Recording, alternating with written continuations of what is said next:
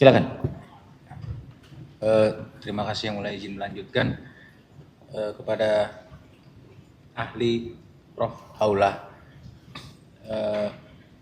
Mohon pendapatnya ahli terkait dengan tujuan utama penugasan, yaitu untuk pemenuhan stok dan stabilisasi harga. Stabilisasi harga di sini terkait dengan harga GKP di tingkat konsumsi rumah tangga. Di tahun 2016 bahwa instansi terkait melakukan monitoring dan evaluasi dan ditemukan hasilnya bahwa realisasi harga itu masih cenderung tinggi, dan kemudian adanya pendistribusian yang tidak merata, yang tidak pada tempatnya dari yang ditunjuk. Dari yang ditunjuk itu ke daerah-daerah perbatasan, tapi pada faktanya saat itu justru malah disalurkan ke kota-kota besar yang tidak membutuhkan. Terkait dengan tadi yang Prof sampaikan, kaitannya dengan multiplier effect, di mana korelasinya terkait dengan apakah penugasan ini bisa dikatakan berhasil atau tidak. Demikian ahli, mohon pendapatnya. Terima kasih.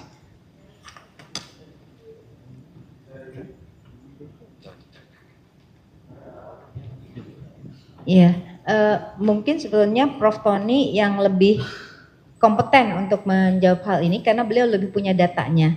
Tapi saya akan menjawab yang tadi multiplier effect. Baik. Ya, kalau tadi Prof. Tony sudah sampaikan, sebetulnya tujuan utamanya pada akhirnya tadi untuk pembentukan cadangan tadi ya, atau stok gula, dan itu memang ada di Undang-Undang Pangan gitu ya. Kalau itu saya juga bisa menjawab gitu kan. Dan tadi karena ini lebih banyak dianalisis oleh Prof. Tony, jadi nanti Prof. Tony untuk menambahkan ya Prof ya. Nah, tetapi yang tadi saya katakan multiplier effect, bandingkan tadi antara tadi ya kalau memang yang dilakukan itu GKP dengan tadi GKM. Nah, ketika tadi yang diimpor itu adalah gula kristal mentah, berarti di situ ada ada proses yang harus dilakukan. Nah, kalau kita bicara lagi-lagi, kalau misalnya punten bisa lihat di sini kan gitu ya. Nah, ini yang item yang sebelah kanan itu bisa menunjukkan ya bahwa ketika memproses itu ada biaya-biaya yang memang harus dikeluarkan.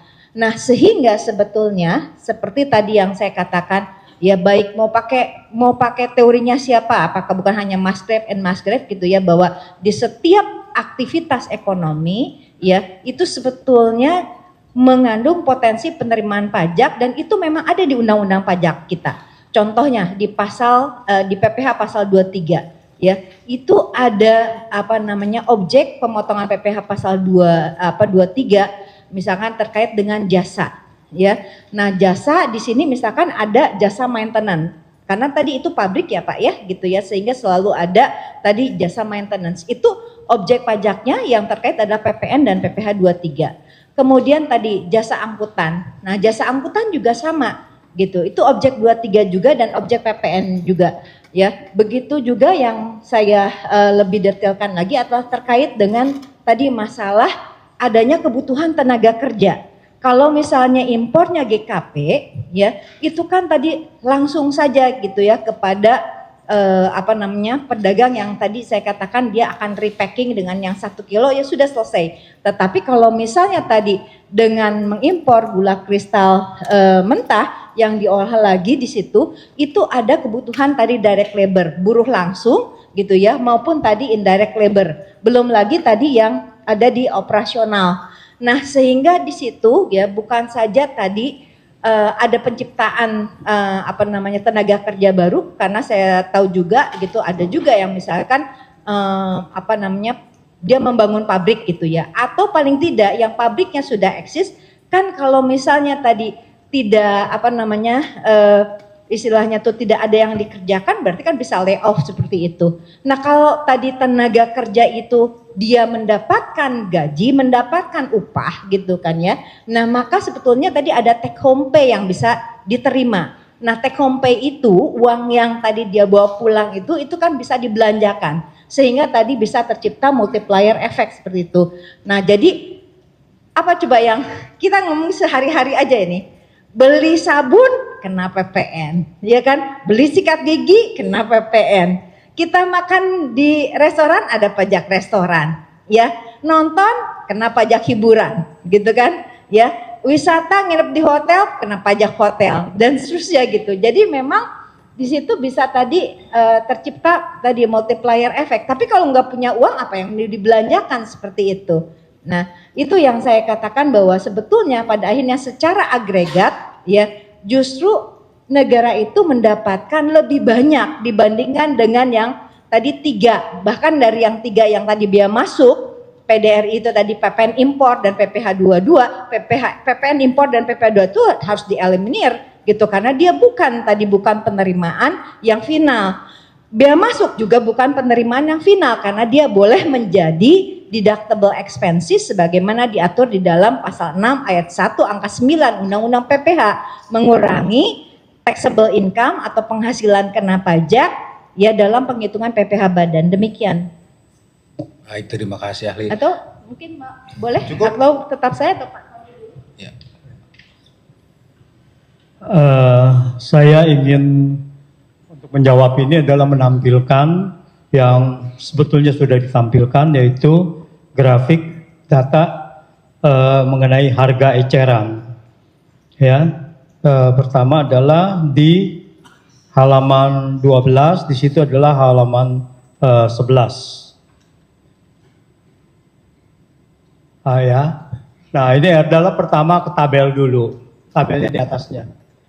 Tadi ditanyakan tabelnya bukan di yang satu itu, yang ada merahnya, merah hijau. Tadi tanyakan apakah kebijakan ini berhasil apa tidak. Jadi kita lihat tanggung jawab ini kita lihat di level menteri dan di level distribusi operasional. Di level menteri itu harus mempersiapkan kecukupan persediaan gula. Dalam hal ini tadi 1,25 juta idealnya. Ini yang harus diberikan kecukupan. Yang kedua adalah berapa banyak import dan kapan harus dilakukan. Yaitu berapa banyaknya adalah defisit produksi dengan konsumsi. Supaya itu diganti dengan import, supaya kita punya pembentukan persediaan pada akhir tahun itu akan menjadi 1,25 juta. Oke, ada beberapa kita lihat distribusi. Kenapa kita ada juga ada terendah, tertinggi, dan kemudian rata-rata. Karena dalam distribusi ini itu ada daerah-daerah yang mungkin tidak terjangkau. Apakah itu permasalahan dari kementerian atau permasalahan dari operasional? Saya melihat ini adalah permasalahan logistik dari perusahaan yang levelnya adalah dari perusahaan ke wholesalers, ke distributor besar, parti besar, terus kemudian ke distributor, sub-distributor, dan sampai ke sana. Operasi pasar itu tidak mungkin bisa menjangkau tanpa melibatkan distributor. Karena tidak mungkin mereka mempunyai armada sampai ke tingkat yang pelosok-pelosok. Oleh karena itu, di 2015 dan sebelumnya, itu digunakanlah koperasi Kartika. Karena mereka mempunyai jangkauan sampai di sana, sampai ke unit desa dan sebagainya. Itu salah satu operasi pasar yang digunakan untuk mencukupi persediaan di daerah-daerah terpencil. Nah, ini adalah bagian dari distribusi. Dan kedua adalah mengenai logistik. Logistik di beberapa daerah mungkin itu sangat sulit sehingga beberapa daerah akan terjadi lonjakan dari harga itu. Nah, di sini saya mau kasih lihat korelasi antara stok awal dengan di sini harga lelang. Jadi kita lihat begitu stok awalnya tinggi, harga lelangnya itu bisa sesuai dengan atau harga lelangnya itu akan cukup rendah dibandingkan kalau stok awalnya rendah. ya di situ kalau kita lihat 2016 stok awalnya 816 ribu ton, lalu kemudian dia sudah susut di Mei, itu harga lelangnya sudah menjadi 13.608. Itu sangat tinggi. Kalau kita bandingkan dengan harga lelang yang terakhir, itu adalah 30% lebih, dengan 10 ribuan gitu. Lalu kita lihat begitu dia pembentukan modal stok awalnya tinggi, maka harga lelangnya itu rendah. Inilah sebetulnya yang harus diatur oleh Kementerian Perdagangan membentuk ini cadangan itu. Nah, kita lihat ke satu lagi ininya. Nah, ini di sini ya datanya. Grafiknya. Nah, dibesarin dikit kalau bisa. Nah, di sini kita lihat begitu apa dampaknya ke harga eceran. Ke harga eceran di 2016 itu ada impor. Sekali lagi saya ulang, di cuma 190.000 ton setara GKP atau 200.000 ton GKM tidak mencukupi untuk konsumsi atau sangat minim dari April, Mei, Juni, Juli. Karena produksi itu kita Juni baru produksi tebu gula keras putih dari tebu. Karena musim giling itu musim gilingnya mundur 1 bulan. Nah, di sini berarti tidak ada kecukupan stok awal, maka harga di bulan April, Mei, Juni itu melonjak tinggi. Nah, kalau kita lihat di 2017, stoknya adalah sudah cukup 1,25 juta. Yang garis merah itu, kita lihat tidak ada gejolak di 4-5 bulan pertama. Nah, ini adalah keberhasilan import GKM yang menjadi GKP sebanyak 1,25 juta ton pada tahun 2016. Kita harus ingat, kebijakan import GKM ini adalah kebijakan antisipasi untuk stabilisasi harga ke depan, bukan stabilisasi harga sekarang. Karena dia membentuk persediaan untuk mengisi kecukupan permintaan konsumsi. Demikian saya uraikan. Izin yang mulia bisa ditambahkan? Boleh? Menambahkan. Okay. Boleh, silakan. Ya, oke.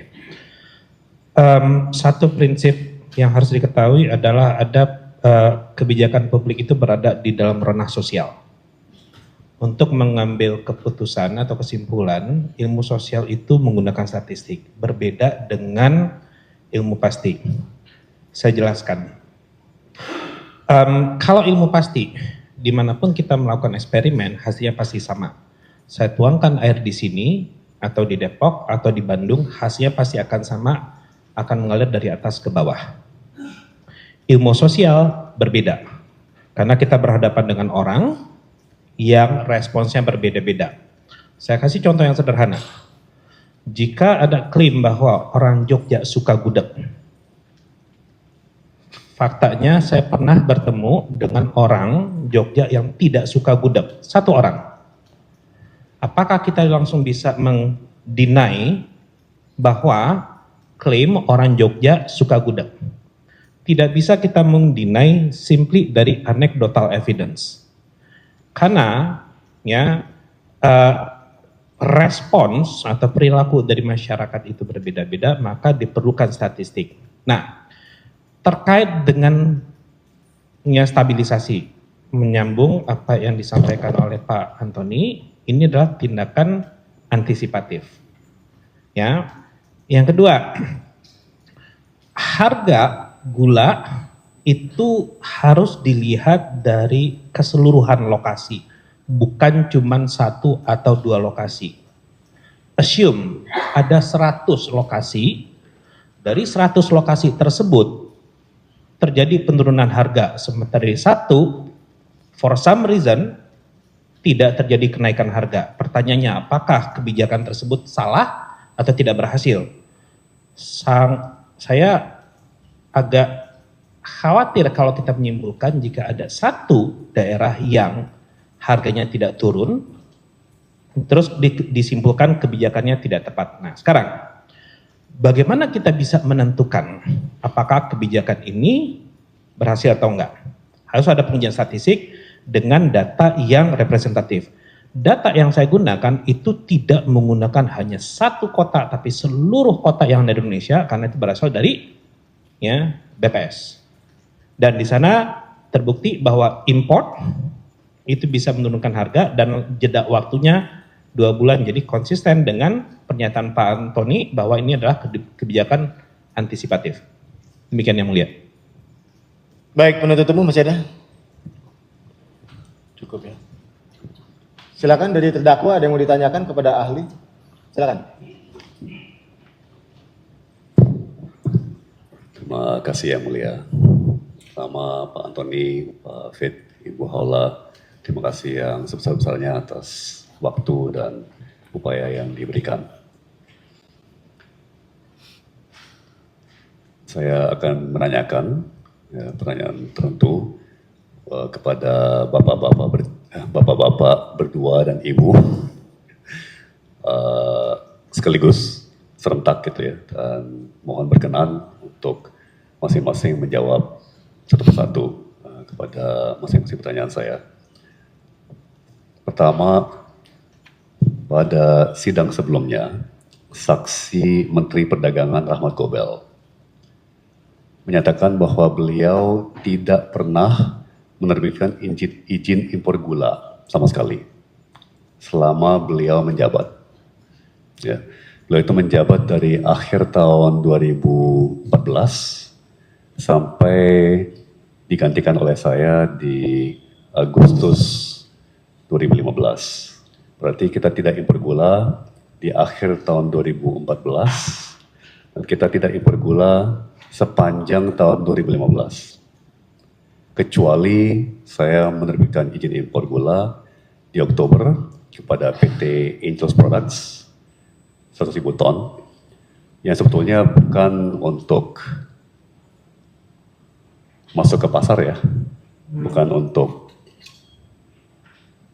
masuk ke ke Indonesia atau ke dalam pasar Indonesia, karena itu hanya melunasi utang ya, karena 7, 8, 9 bulan sebelumnya Pak Rahmat Gobel pinjam dulu 100 setelah saya. Kan dia untuk kepentingan operasi pasar, dia pinjam dulu stok gula 100.000 ton yang ada di PT Angels dengan janji pemerintah akan mengembalikannya. Ya. Jadi saya hanya melunasi utang, ya, sebuah barang yang dipinjam oleh pemerintah, oleh menteri yang saya anggap berwenang, ya kan, dan menteri tersebut juga menjanjikan bahwa barang yang dipinjam akan dikembalikan. Jadi meskipun itu impor gula, itu bagi saya bukan bagian dari importasi gula rutin, tapi bagian dari melunasi sebuah utang. Ya. Nah, kemudian juga saksi ahli, yaitu ekonom dari Indef, menyampaikan data sebagai berikut. Stok gula nasional awal 2015 adalah 1,18 juta ton, dan di akhir tahun 2015, stok gula nasional itu turun menjadi 835.000 ton. Ini juga konsisten dengan risalah Rakortas Menko Perekonomian tanggal 28 Desember 2015 yang bilang stok gula nasional akhir 2015 itu diperkirakan 840.000 ton. Ya. Kelihatannya juga konsisten dengan data Pak Antoni ya tadi. Di awal 2015 stok gula nasional 1,18 juta ton. Kemudian juga ahli dari Indef menyampaikan harga gula di tahun 2015 perhitungan beliau naik 15% di tahun 2015. Di saat target inflasi pemerintah adalah 3,5%. Ya berarti harga gula naik hampir 5 kali lipat tingkat inflasi, ya, atau 5 kali lebih cepat daripada harga-harga pada umumnya.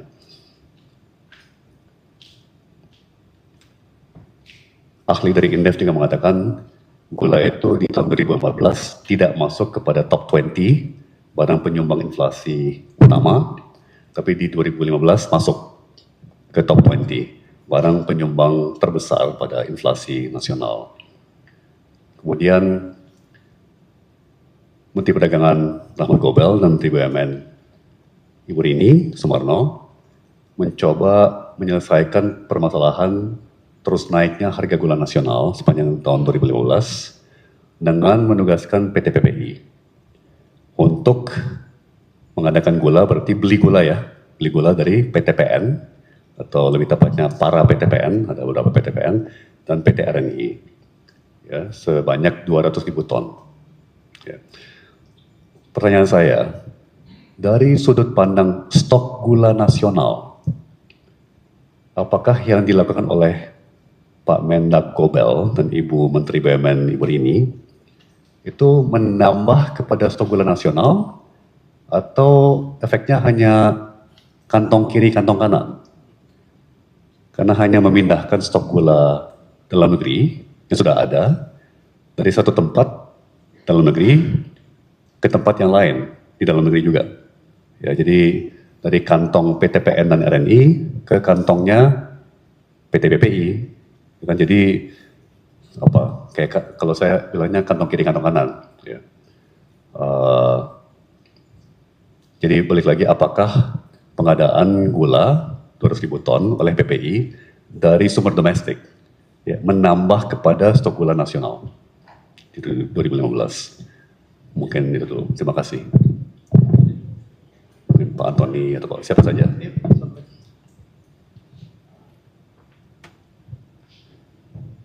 Baik, Yang Mulia, dalam pandangan saya, ya ketika tadi pinjam ke Angels, ya itu tadi untuk memenuhi stok dalam negeri, ya itu kan sebenarnya Angels itu tadi ya produsen untuk refined sugar. Itu artinya sebetulnya ini makin membuktikan di pasaran itu white sugar, refined sugar sama aja, nih sama nih. Makanya kenapa di HS Code yang tadi saya sudah tampilkan itu, ya itu sama gitu. Punten yang di ini, kayaknya agak ada depan gitu ya itu. Yep. Nah, lihat itu sama kalau bisa lihat di situ, ya. Yang kodenya itu di situ ada ya 170199 ya. Refine sama white itu sama aja gitu. Ya.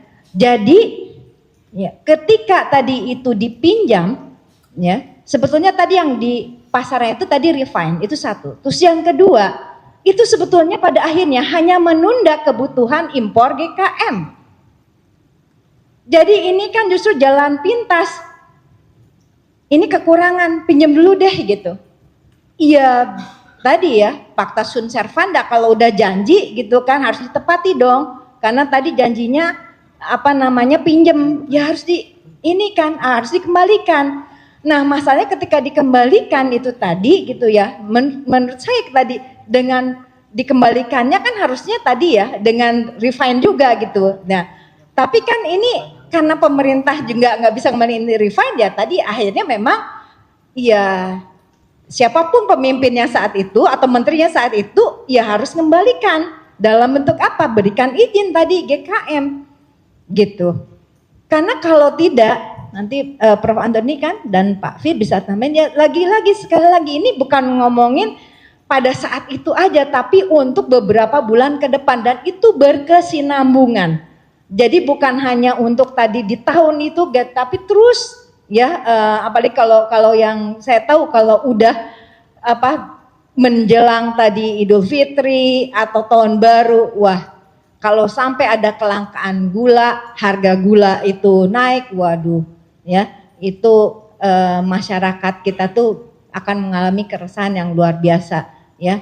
Itu gara-gara tadi tepung terigu naik aja dulu itu sampai dia media mainstream gitu ya, itu sampai bilang pedagang gorengan menjerit. Nah ini juga sama ya terkait dengan gula. Silakan mungkin ditambahkan. Oke, terima kasih.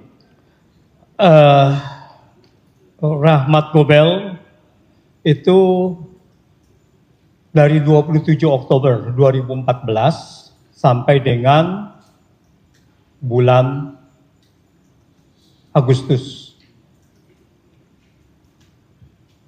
Nah, kita lihat ini data yang saya tampilkan, coba di halaman 32 kita baca lagi di situ.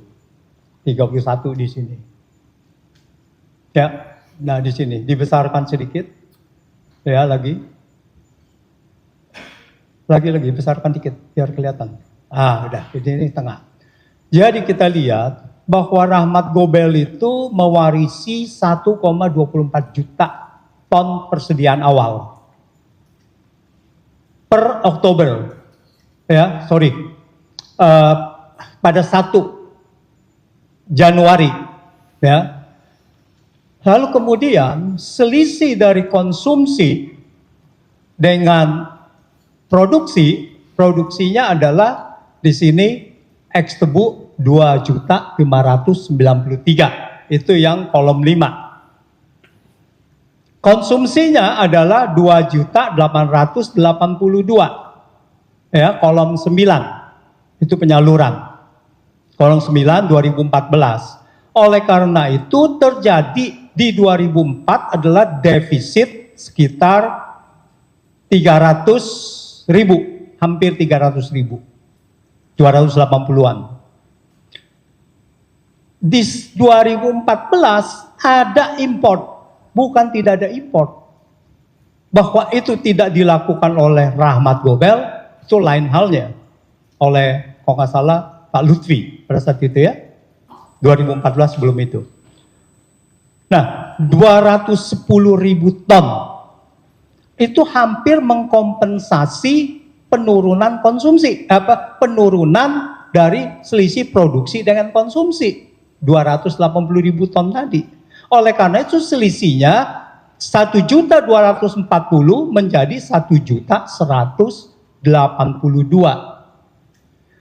Kalau hal ini Rahmat Gobel pada saat itu terus dia menjabat, tidak diganti oleh Tom Lembong,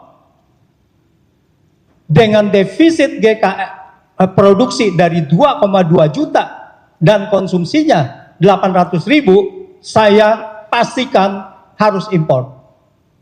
Dengan defisit 800.000 produksi dengan konsumsi. Karena apa? Karena di situ udah akan habis itu 1,182 juta. Jadi di sini adalah begitu dia meninggalkan di 12 Agustus, dia meninggalkan bom waktu pada saat itu karena dia tidak impor. Dia meninggalkan persediaan akan turun. Tom Lembong sebagai menteri baru di sana Agustus itu masih mempelajari, masih import apa tidak, Oke, penggantian adalah 63.830, itu penggantian. Sebetulnya penggantian itu bukan gula rafinasi. Penggantian GKM yang diproduksi sebelumnya menjadi GKP. Tetap itu adalah yang dijual GKP. Ya, dari Incopcar 105.000 ditukar. Dan itu memang harus diganti dan itu sudah terjadi. Terjadi sebelumnya. Di situ ada di berita acaranya. Lalu kita lihat di 2015, begitu dia tidak ada impor, maka yang terjadi adalah stok persediaan akhir atau persediaan awal 2016 menjadi 816.000. Dan di sini yang menjadi bumerang. Di sini yang menjadi masalah karena stok itu cuma cukup 3,5 bulan. Ya. Oleh karena itu impor pada 2016 sekali lagi saya katakan ini menyelamatkan industri gula di 2017. Sayangnya adalah yang menikmati bukannya Tom Lembong. Tom Lembong diganti pertengahan Juli. Yaitu menteri selanjutnya yang tidak perlu ada import lagi. Sebetulnya dia import karena itu ya. Sebetulnya banyak dia import karena import dari selisih konsumsi dengan selisih dari produksi.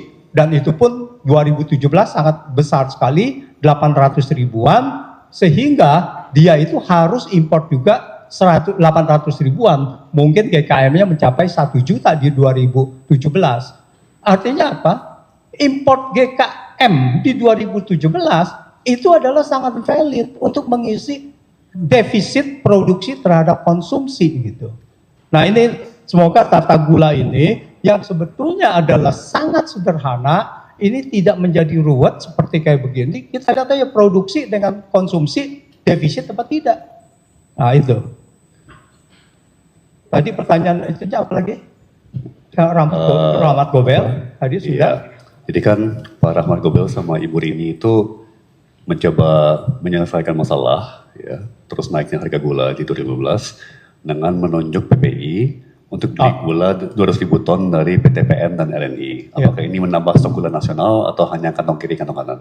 Itu tahun 2015 ya penugasannya, dan hanya terrealisasi 57.000 karena penugasannya itu harus membeli senilai harga dasar, dan PT PPI itu waktu melaporkan bahwa mereka tidak sanggup lagi karena mereka tidak bisa mendapatkan GKP X tebu dari petani melalui PTPN atau PT RNI seharga harga dasar. Nah itu, jadi kondisinya adalah 57.000, dia hanya bisa mendapat 57.000, dan saya sangat yakin 57.000 itu adalah lebih tinggi dari harga dasar. Nah, oleh karena itu PT PPI lalu kemudian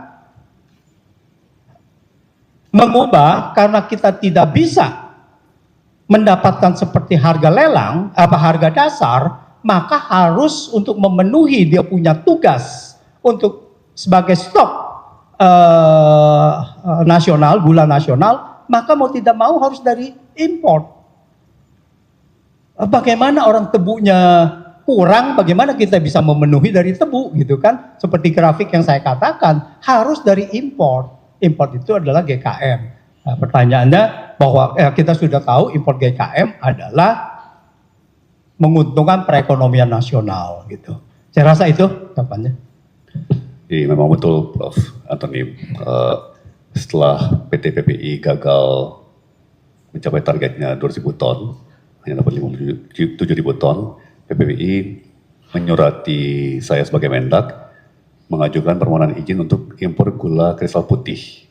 Direspon, dijawab oleh Direktur Impor atau PLT Direktur Impor Kemendak saat itu bahwa sesuai Kepmen Perindak 527 tahun 2004, PT PPI tidak memenuhi syarat untuk diberikan izin sebagai istilahnya importir terdaftar, karena masih ada kewajiban untuk harus punya tebu atau bisa memperoleh tebu hasil kerjasama dengan petani minimum 75% dari sumber tebunya gitu ya. Jadi PT PPI tidak memenuhi syarat untuk diberikan izin impor gula putih karena tidak memenuhi syarat tersebut dari Kepmen Perindak 527 2004 yang masih berlaku saat itu ya.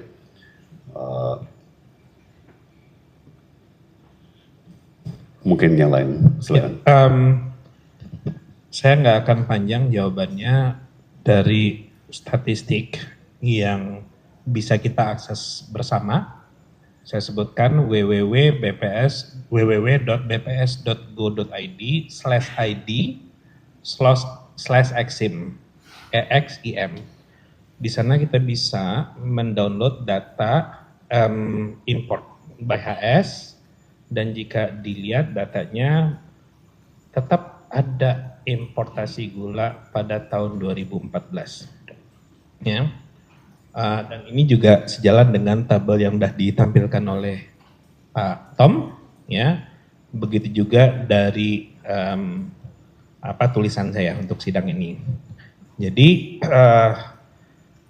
memang ada impor gula, tapi terkait siapa yang memberi izin, saya tidak bisa menjawab karena saya tidak memiliki pengetahuan tersebut. Dengan kantong kiri dan kantong kanan. Stok gula itu, cadangan gula itu akan meningkat jika memang produksi kita itu yang lebih tinggi dibandingkan dengan konsumsi. Jika produksi lebih rendah dibandingkan konsumsi, satu-satunya cara untuk meningkatkan stok adalah impor. Kalau hanya berpindah dari satu perusahaan ke perusahaan lain, itu hanya pindah dari kantong kiri ke kantong kanan. Itu jawaban saya, Pak. Bu Haula, ada yang mau disampaikan ya? Iya. Ini concern saya ya. Dengan kasus ini terus terang saya merasa sedih gini. Impor GKM itu udah pilihan kebijakan yang terbaik karena tadi multiplier efeknya. Kenapa tidak muncul? Nah, dengan tadi adanya kasus ini, saya nggak tahu ya, apakah kemudian ini kan bukan tiba-tiba juga ininya. Jadi pemerintah tuh akhirnya malah memikirkan jalan pintas yang tadi yang yang sangat pendek, nggak ngelihat tadi secara komprehensif, holistik dan imparsial, ya, sehingga misalnya saya lihat nih ya di pemberitaan 1 April 2023 107.900 ton gula kristal putih impor tiba di Pelabuhan Tanjung Priuk. Itu dalam rangka tadi ketersediaan dan stabilisasi harga gula untuk memenuhi kebutuhan saat Ramadan dan Lebaran. Saya sedih Yang Mulia ini karena apa? Tadi saya sudah jelaskan ya. Kenapa nggak muncul? Hah? Oh gitu, sebentar. Nah,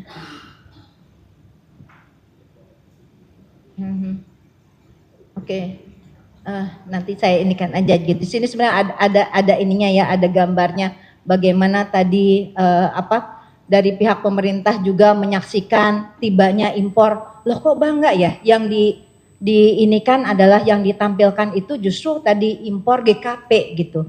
Padahal tadi impor GKP itu sedikit banget yang didapatkan oleh negara gitu. Kemudian kalau tadi dibilang ini akan tadi bukan soal stabilitas harga, tapi juga sebetulnya justru akan ya mereduksi ya kinerja dan juga bagaimana produktivitas di dalam negeri seperti itu. Kan tadi sudah katakan ini mau ini tadi namanya gula putih, mau refined sugar sama aja gitu diinikan. Nah, kenapa kalau kemudian kalau memang mau seperti itu, kenapa kemudian nggak diubah aja kebijakannya? Diperbolehkan aja tadi refined sugar untung langsung tadi ke konsumen. Itu jauh lebih baik gitu daripada tadi mereka dikhususkan hanya ke Mamim gitu ya. Tapi untuk konsumennya ternyata buat untuk malah melakukan impor. Nah, bagaimana ini? Karena saya belajar tadi public policy, Pak Fid seperti itu. Dari sisi tadi public policy ini ada yang salah dengan kebijakan seperti ini. Jadi karena ketakutan tadi ya, apalah namanya tadi larangan segala macam tadi untuk tadi GKM, malah akhirnya mengambil kebijakan yang justru akan merugikan itu secara agregat. Ya, lebih banyak mudorotnya dibandingkan dengan manfaatnya. Saya itu saja tambahannya. Terima kasih. Berikutnya mohon izin saya mau menampilkan satu paragraf dari risalah Rakortas Menko Perekonomian tanggal 28 Desember 2015. Ya. Supaya kita juga bisa menselaraskan kesepakatan yang diambil dalam Rakortas tersebut dengan keterangan Bapak dan Ibu ya.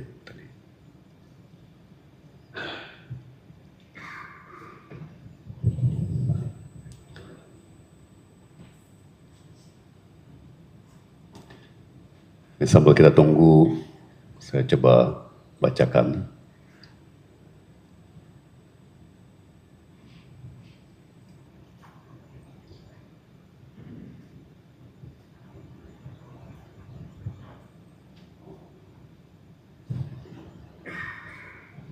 Oh ini udah, sorry.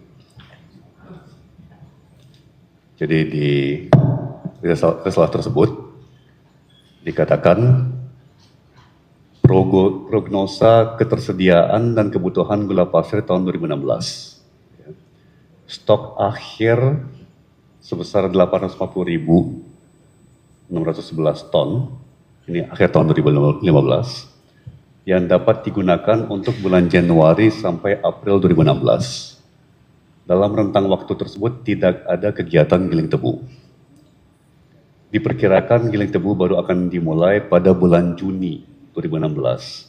Sehingga stok minimal yang harus dimiliki adalah sebanyak 1,1 juta ton dengan asumsi gula sebanyak 220.000 ton per bulan.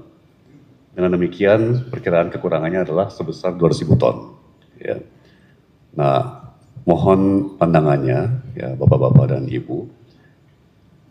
Dan mungkin bisa dipetakan dengan uraian Prof. Antoni tadi ya. Kayaknya tadi Prof. Antoni bilang malah konsumsi gula nasional itu lebih mendekati 240.000 atau 250.000 ton per bulan ya. Tapi katakan saja bahwa ini yang saya gunakan sebagai dasar kebijakan saya, ya sehingga saya mengikuti data Kemenko Perekonomian, Deputi Menko Bidang Pangan, yaitu 220.000 ton per bulan ya, konsumsi nasional kita dikalikan dengan 5 bulan yaitu Januari sampai Mei di mana produksi tebu dalam negeri sangat minim sekali, dikonfirmasi oleh saksi sebelumnya yaitu Ketua Asosiasi Petani Tebu Pak Sumitro yang juga menjabat saat itu, masih menjabat sampai sekarang ya. Dia bilang minim sekali, ya. Di bulan Mei baru mulai dipanen, dan itu pun butuh waktu sampai batangan-batangan tebunya sampai ke pabrik.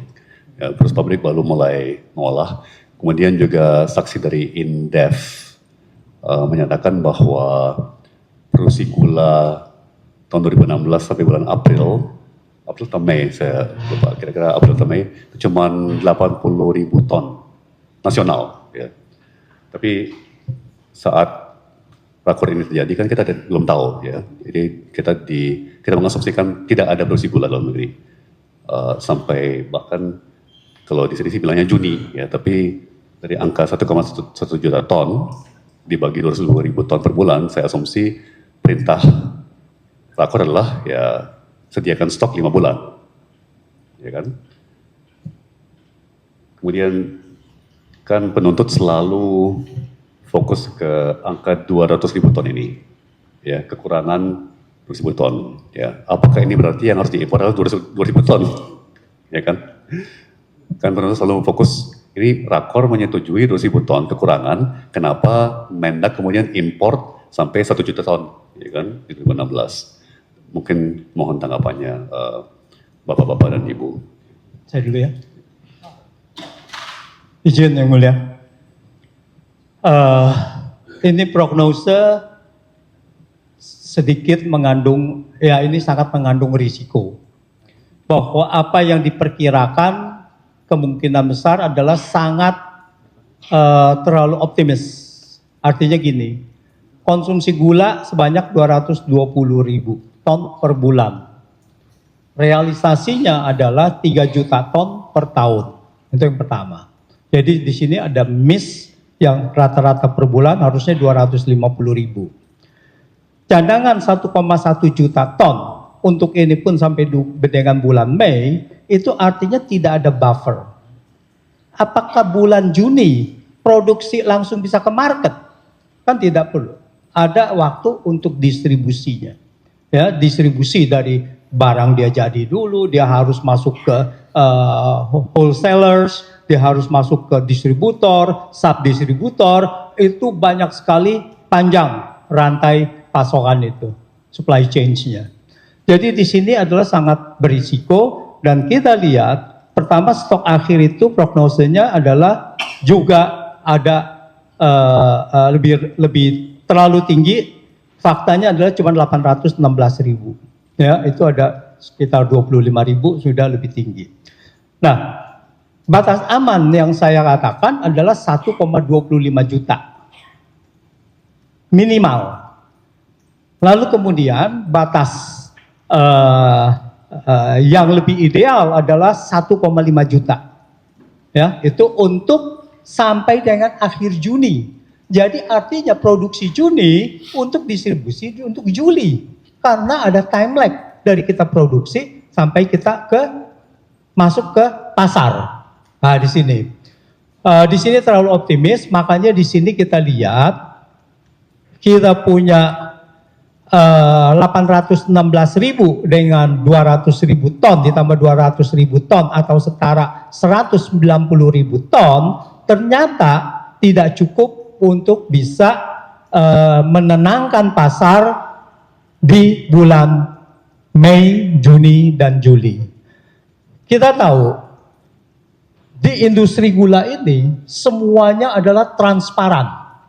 Begitu tidak ada barang atau barangnya kekurangan, mereka tahu stok gula nasional itu berapa persediaan. Mereka tahu berapa banyak produksi yang dihasilkan dari PG. Berapa banyak konsumsi.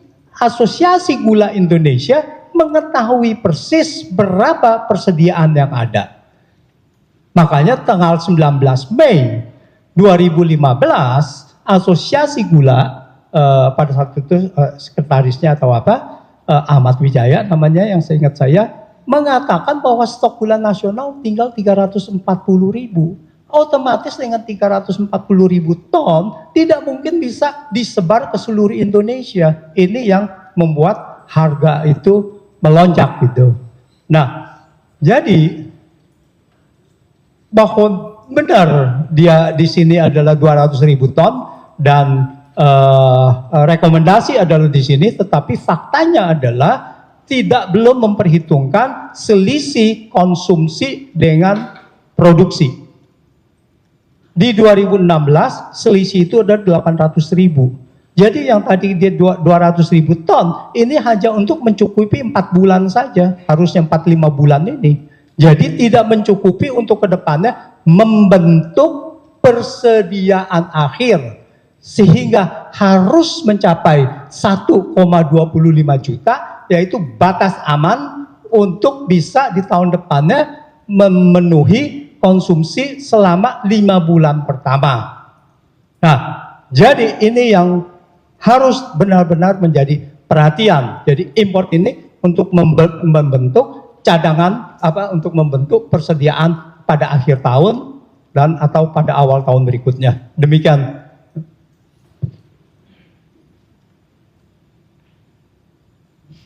Udah mulai. Wafat itunya mic-nya. Saya berpandangan bahwa untuk kebijakan publik, khususnya suatu barang yang dikonsumsi oleh masyarakat banyak, tindakan preventif dan antisipatif sangat perlu. Ya. Apalagi ini terkait dengan komoditas yang dari sisi produksi kita sudah menunjukkan tren yang menurun. Di sisi yang lain, jumlah orang dan perkembangan ekonomi itu akan mengakibatkan permintaan terhadap gula akan meningkat. Artinya pasti akan terjadi defisit. Ingat, ada resiko gagal panen. Nah, kalau seandainya stok gula itu tidak di dalam level yang konservatif, yang terlalu optimis bahwa kita bisa memproduksi sekian dalam jangka waktu sekian dan seterusnya, itu justru bahaya.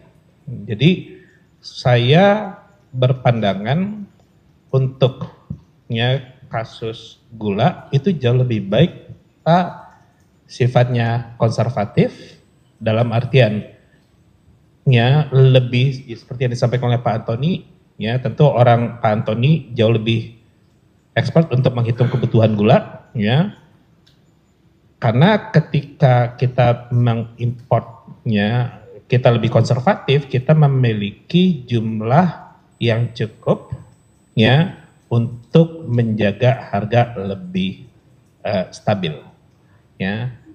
Ada yang ingin saya sampaikan, tapi somehow saya lupa, nanti kalau teringat saya sampaikan lagi. Terima kasih. Saya hanya tadi melengkapi dari Prof. Tony yang tadi kenapa ini nggak mau? Kenapa tadi butuh waktu?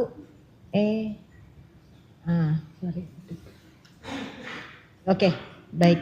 Nah, Kalau yang tadi yang berkaitan dengan tadi udah panen nih, tadi untuk sampai ke penggilingan kalau yang tadi ya dari dalam negeri prosesnya tuh 2 kali gitu. Dari tebu ya terus tadi ya ini ada proses kimia. Nah, setelah dikristalisasi itulah tadi yang disebut dengan tadi jadi raw sugar. Kadang-kadang kalau orang kita itu raw sugar itu dimakan Bapak Ibu masih itu ya kalau misalnya kita minum teh itu yang gulanya gede-gede itu, nah itu seperti itu ya, itu salah satu diantaranya ya bisa seperti itu. Nah ada juga yang kalau lihat yang tadi gulanya tuh apa namanya kasar-kasar gitu, masih coklat-coklat dan seperti itu.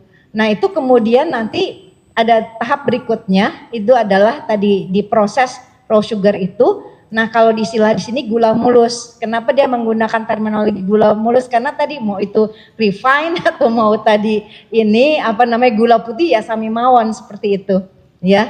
Jadi 2 kali tadi Prof Tony udah nyampaikan. Jadi nggak bisa ujug-ujug gitu. Nah kalau tadi impornya tadi raw sugar berarti kan setengah dari proses ini gitu itu di apa namanya bisa disederhanakan gitu artinya bisa lebih cepat. Tadi saya katakan dari dari raw sugar ke refine itu hanya butuh sekitar 16 jam seperti itu. Nah tetapi kebermanfaatannya dari multiplier efeknya itu jauh lebih besar dibandingkan ya ini tadi yang saya sampaikan bahwa saya kok jadi sedih ya kalau misalnya justru apa namanya pemerintah itu malah memilih untuk ya tadi kok hilang. Nah, ini kenapa setiap mau menayangkan yang impornya gula kristal putih kok hilang seperti itu. Nah, jadi yang diimpor itu justru adalah gula kristal putih. Padahal tadi ngomongin devisa, berapa devisa kita yang harus dikeluarkan gitu ya. Dari multiplier efek nggak banyak juga seperti itu.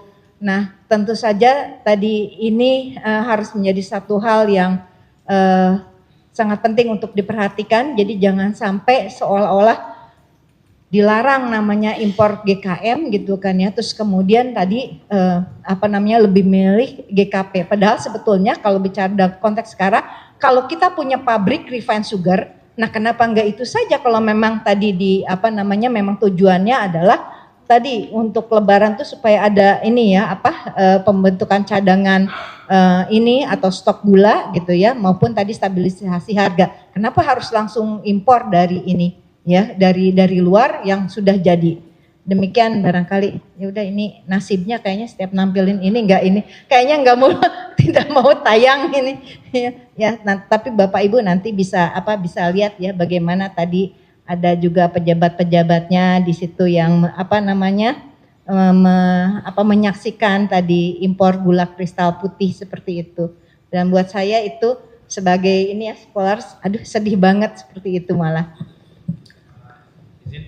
Untuk menambahkan yang saya lupa tadi, satu tadi mengatakan lebih baik kita konservatif agar cadangan gula itu terpenuhi untuk stabilan harga. Nah, satu yang saya lupa tadi adalah berbeda dengan sayuran atau buahan, produk gula ini bisa disimpan dalam jangka waktu yang lebih lama. Jadi kalau seandainya kita mengimport satu barang yang perishable, yang cepat busuk, maka import dalam jumlah yang besar itu resiko kerugiannya sangat tinggi. Nah, dalam kasus gula ini karena sifatnya itulah non perishable, kita bisa menjaga kualitas gula itu dalam jangka waktu yang jauh lebih lama, maka jauh lebih baik bagi kita untuk lebih preventif ya, untuk menjaga kestabilan harga. Terima kasih. Saya ingin menayangkan saya ingin menayangkan grafik yang tim kami bikin untuk mengilustrasikan tingkat stok di awal tahun 2016 dan tingkat stok di setiap bulan di 2016 sesuai risalah Rakortas Menko Perekonomian. Ya. Dan hanya mau tanggapan para ahli ya, apakah ini ilustrasi yang akurat mencerminkan diskusi dalam risalah Rakortas Menko Perekonomian tersebut ya. Kita tunggu grafiknya tampil di layar ya. Karena saksi sebelumnya dari Indef juga saya bawa kalkulator, ya kita sama-sama hitung-hitungan di sini. Dia akhirnya menyimpulkan kalau tidak ada importasi gula di 4 bulan pertama 2016, maka kita akan defisit minus 170.000 ton di April atau Mei 2016. Ya, jadi kita bikin sebuah grafik untuk mencoba mengilustrasikan perkembangan stok tersebut ya.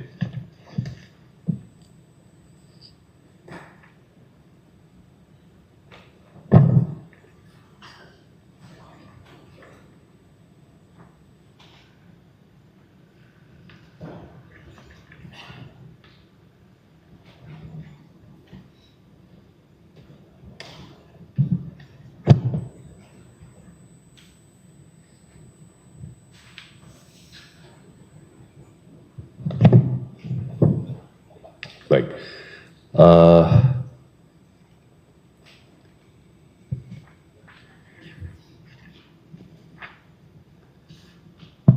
Jadi tabel ini mencoba mengilustrasikan ya, bahwa di awal di Januari 850.000 ton, kemudian setiap bulan itu konsumsi 220.000 ton, maka 850.000 ton berkurang menjadi, ada produksi impor 110.000 ton di bulan Januari, ya. Kemudian maka di Februari stoknya jadi 810.000 ton, di Maret jadi 550.000 ton, di April jadi 370.000 ton, di Mei 10.000 ton, di Juni minus 70.000 ton. Nah, kemudian sesuai risalah Rakortas tadi, musim giling yang ahli sebelumnya mengatakan di 2016 tertunda sebulan ya, karena efek cuaca, maka musim giling tahun itu baru mulai di Juni, bukan di Mei. Ya. Ini hanya mengilustrasikan efek kalau tidak ada import ya, untuk menentukan berapa yang seharusnya diimport ya. Apakah ini kira-kira akurat? Singkat aja. Ini mungkin bisa tampilkan, saya punya 25. Jadi gini, ini adalah sejalan, ini juga tadi saya tampilkan di halaman 25. Yaitu kalau tidak ada import, apa yang terjadi? Cuman perbedaannya adalah saya memakai data bahwa persediaan awal di 2016 adalah 816.000, ya. Dan saya memakai data bahwa rata-rata konsumsi 250.000. Oke, selisih dari 4 bulan itu adalah 80.000, ya. Nah, di sini data saya, ini bisa ditampilkan ya. Halaman 24, 25.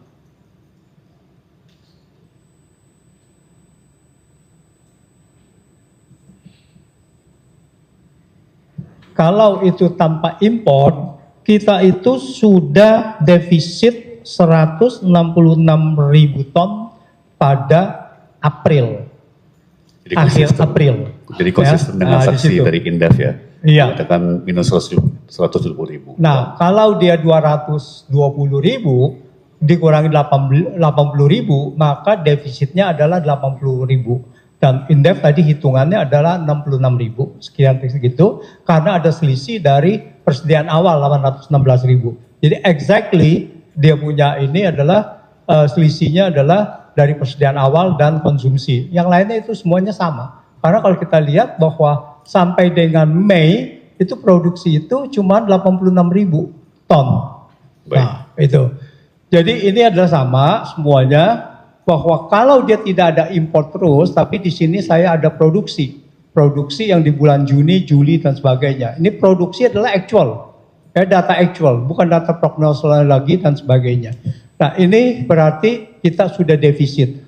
Dan ini sesuai dengan ada satu statement di dalam rakortas itu bahwa kalau tidak ada import maka kita sudah akan kehabisan stok gula pada pertengahan April. Nah ini adalah buktinya datanya, menunjang untuk ke situ. Terima kasih.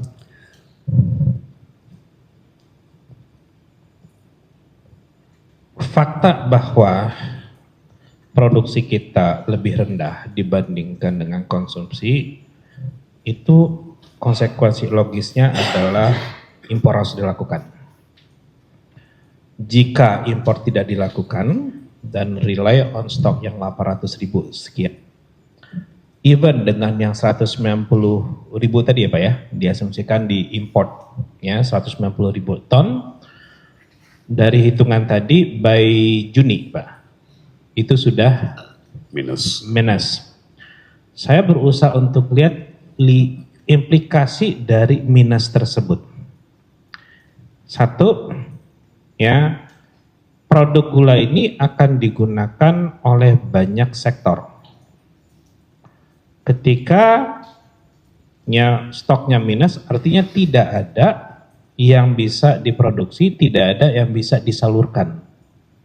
Artinya segala sektor yang menggunakan gula sebagai input itu tidak akan beroperasi optimum karena inputnya kurang. Itu dari sisi penggunaan akhir.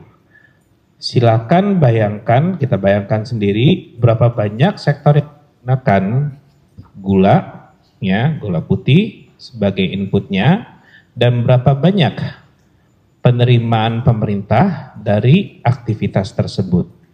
Jika gula tidak tersedia, maka sudah pasti akan ada penurunan ya aktivitas di sektor tersebut. Terkait dengan proses produksi, ketika gula mentah itu diimpor, terus kemudian diolah dari mentah menjadi gula putih, itu membutuhkan banyak input, ya, sehingga itu akan menggerakkan banyak sektor di perekonomian. Saya kasih contoh mungkin sederhana. Assume ada peningkatan permintaan terhadap industri karung goni. Apakah hanya industri karung goni saja yang terdampak? Enggak. Karena industri karung goni ini akan menggunakan input dari sektor yang lain. Industri kemasan yang lain, assume plastik. Peningkatan permintaan pasti akan terjadi kalau ada proses produksi dari gula mentah menjadi gula pasir. Nah, ketika terjadi permintaan terhadap assume packing plastik, maka itu akan menggerakkan sektor di sektor plastik tersebut, yang menghasil plastik tersebut, dan ya, industri yang menyuplai input. Jadi justru ketika tidak mengimpor, dampak, jadi mudaratnya itu jauh lebih besar. Ya, demikian yang lihat. Terima kasih. Cukup kayaknya. Baik, Bapak-Bapak, Ibu, saya akan merubah format pertanyaan saya. Sekarang saya hanya akan bertanya kepada satu persatu saja. Ya, jadi saya akan tunjukkan pertanyaan kepada spesifik satu ahli. Jadi tidak perlu dijawab lagi oleh tiga-tiganya ya.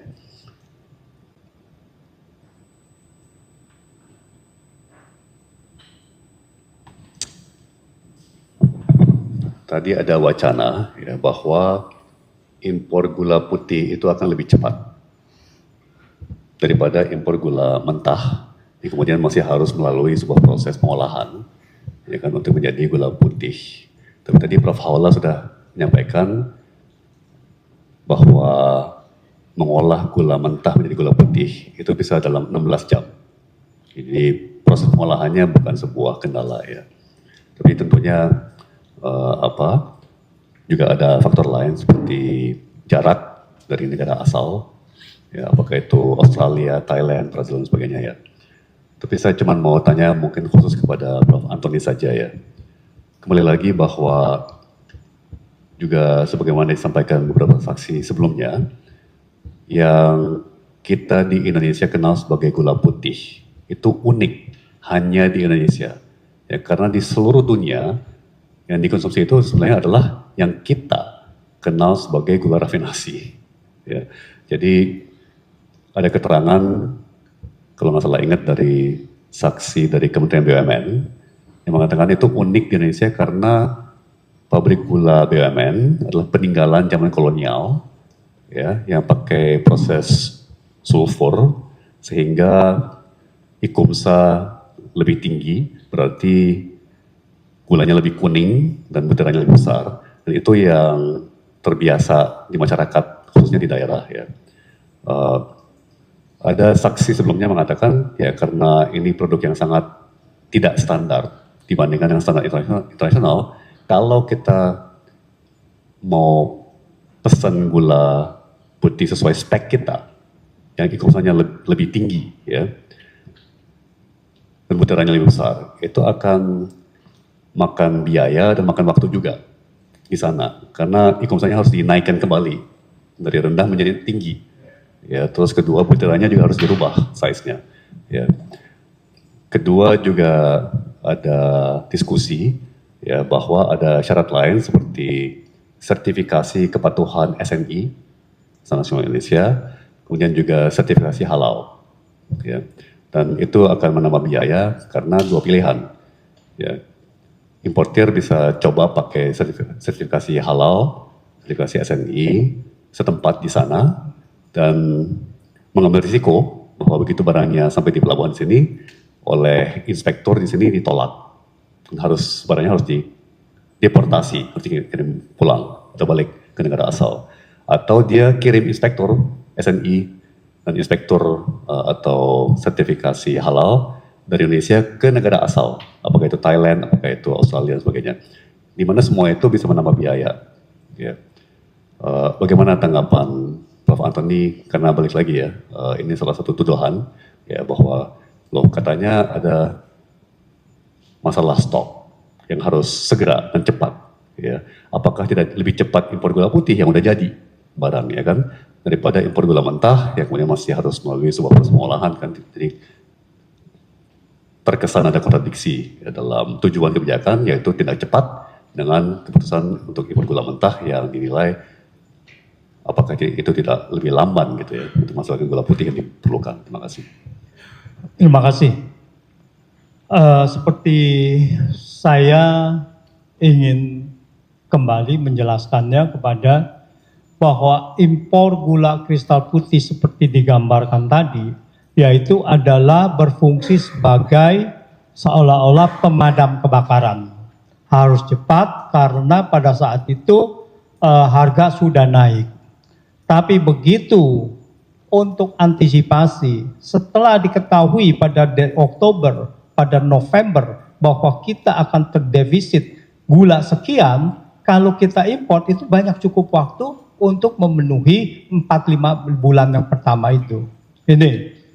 Jadi kalau kita import gula kristal mentah jauh lebih mudah, transportasi bulky dan tidak perlu ada yang tadi kita bisa kalau dari kristal mentah, gula kristal mentah kita produksi, maka ada kontrol di produksi itu ada di Indonesia, di pejabat-pejabat Indonesia, kontrol SNI, halal dan sebagainya, ini ada di sini gitu.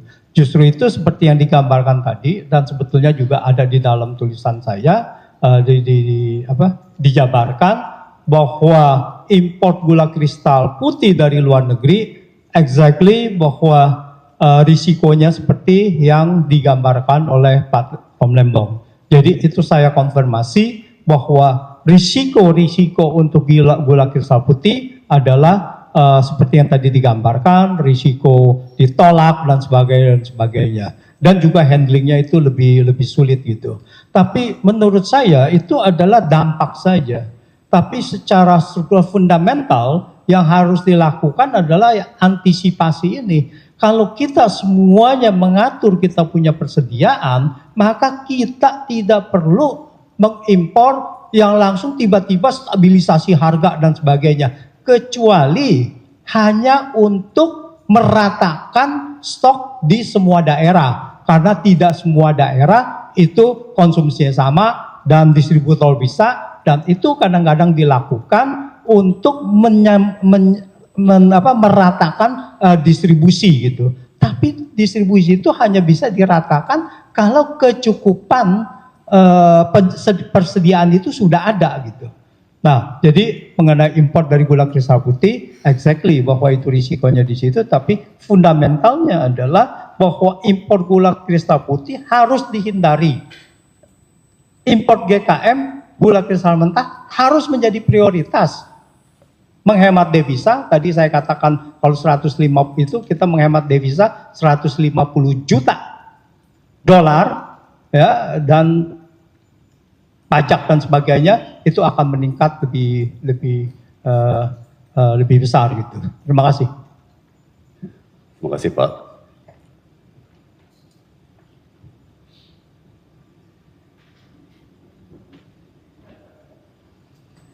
Kemudian soal tuduhan ya bahwa saya melanggar undang-undang tertentu seperti undang-undang pemberdayaan dan perlindungan petani ya, karena impor gula mentah yang saya lakukan itu merugikan bagi petani. Ya. Nah, di sidang sebelumnya saksi Ketua APTRI, Asosiasi Petani Tebu, Pak Sumitro mengatakan bahwa impor gula putih itu lebih merugikan bagi petani.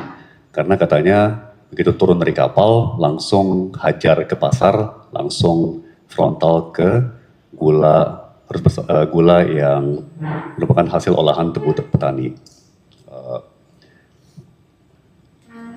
Pak Sumitro, Ketua APTRI tersebut juga mengatakan bahwa petani tebu itu di 2016 merugi karena terjadi hujan deras dan musim giling yang basah, sehingga pertama kandungan gula dalam batangan tebu itu turun, kandungan air dalam batangan tebu itu naik, ya, sehingga rendemen tebu petani jadi turun. Kedua, hujan deras itu merusak jalan dan infrastruktur, jalan rusak, jalan banjir, sehingga biaya angkut bagi petani untuk mentransportasi batangan tebu ke pabrik gula meningkat. Ya. Kemudian juga apakah ada praktek-praktek pertanian tebu? Ya. Seperti satu bibit dipanen berkali-kali. Ya. Informasi kami adalah di Indonesia itu satu bibit bisa dipanen 8-9 kali. Padahal setiap kali dipanen, yaitu produktivitasnya turun terus. Katanya di Thailand satu bibit dipanen hanya 4 kali. Kemudian langsung diganti dengan bibit yang segar. Sehingga produktivitasnya jauh lebih tinggi ya, dalam satu siklus pemanenan suatu bibit. Ya. Apakah, mohon tanggapannya, apa sebetulnya dampak terhadap kesejahteraan petani ya, dari importasi gula, dan faktor-faktor apa yang lainnya yang sebetulnya mempengaruhi kesejahteraan petani? Terima kasih. Pak Antoni saja. Ya, terima kasih.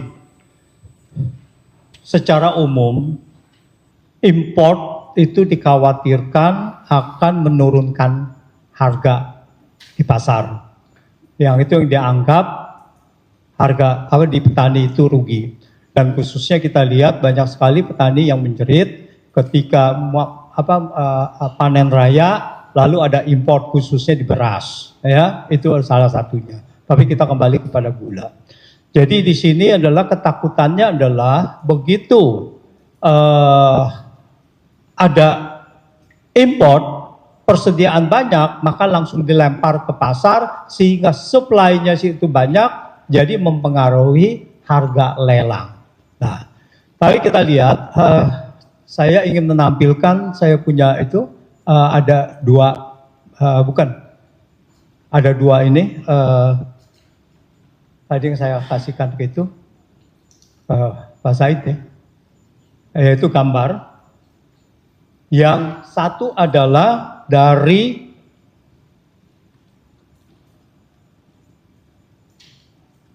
ada dua gambar, ini menggambarkan yaitu satu adalah dari statistik gula, jurnal gula. Nggak ada di sini, nggak ada yang terpisah ya. Pak Said nggak ada ya? Pak Said nggak ada, tadi di WA dia. Oke. Nah di sini begini, kesejahteraan petani ini adalah dari harga dasar. Harga dasar itu ada asumsinya. Asumsi dari harga dasar itu apa saja? Ini dari di sini bahwa rendemen gula itu pada pertama Desember 2015 itu diasumsikan 8,19%. 8,19%. Terus taksasi itu kemudian turun terus sampai realisasi giling per November 16 untuk 2016 itu akhir produksi adalah 2016 yaitu tinggal 6,62%. Dari 8,19 menjadi 6,62%. Di sini ada penurunan rendemen 20%. Kalau dia tidak dikompensasikan, maka petani ini pasti rugi. Ya, jadi kenaikan yang tadi ya, kalau si Aptri mengatakan bahwa ada kenaikan harga, itu juga belum tentu meningkatkan kesejahteraan petani. Kalau rendemennya turun terus, maka itu harusnya adalah harga dasar ini pertama adalah harga minimum, dan kedua harus ada kompensasi tambahan ketika rendemen itu jatuh. Tadi dikatakan bahwa rendemen jatuh karena musim hujannya curah hujan tinggi. Nah kita lihat di 2016 curah hujan tinggi, makanya musim gilingnya mundur 1 bulan. Nah, sehingga rendemennya jatuh dari 8,19% asumsi pada saat itu ke 6,62. Yang kedua adalah pada rapat koordinasi bisa ditampilkan mungkin halaman 3 dari yang lampiran itu, dari siapa? Lampiran pemeriksaan kerugian keuangan negara.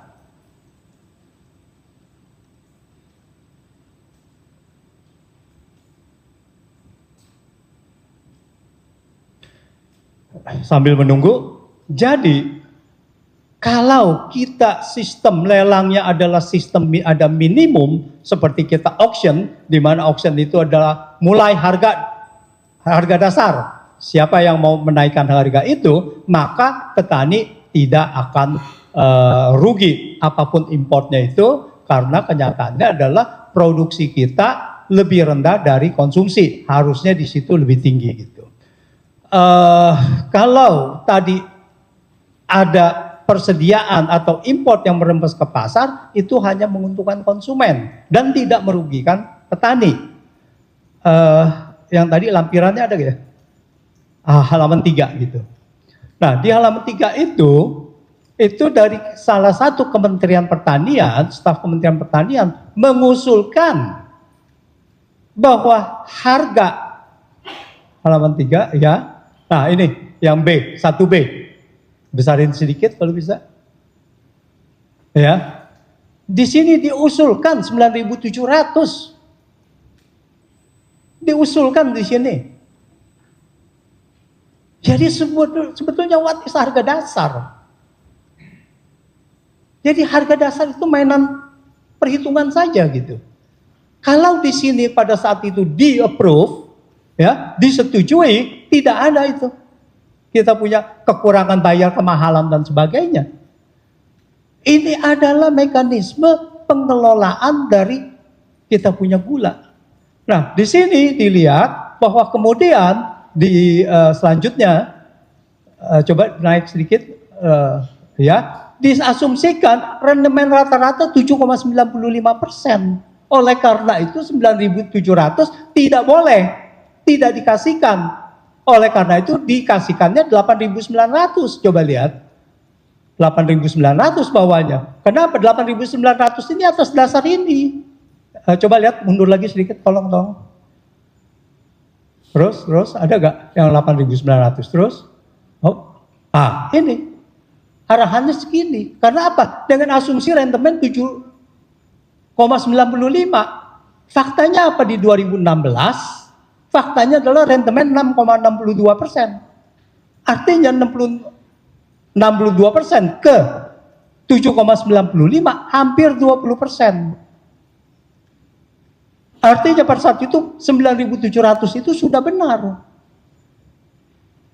Nah, ini yang harus kita pahami bersama gitu. Bahwa harga dasar ini bukan harga mutlak. Dan harga dasar ini harusnya harga minimum untuk kita berikan kepada petani. Petani meskipun di 2016 mendapatkan harga lelang 20% rata-rata dalam setahun lebih besar dari harga dasar, tapi petani kita kemakan dengan rentemen. Oleh karena itu saya di sini menghimbau, kasihanlah kepada kita punya petani. Jangan bahwa harga dasar itu dijadikan harga maksimum. Harus ada kompensasi ke sini. Terima kasih. Demikian uraian saya. Terima kasih Pak Antoni.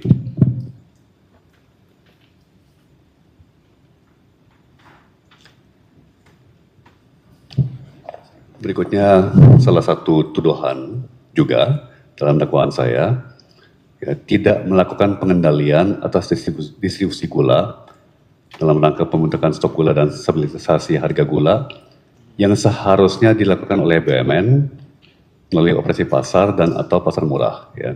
Dan dielaborasi dalam persidangan ya, bahwa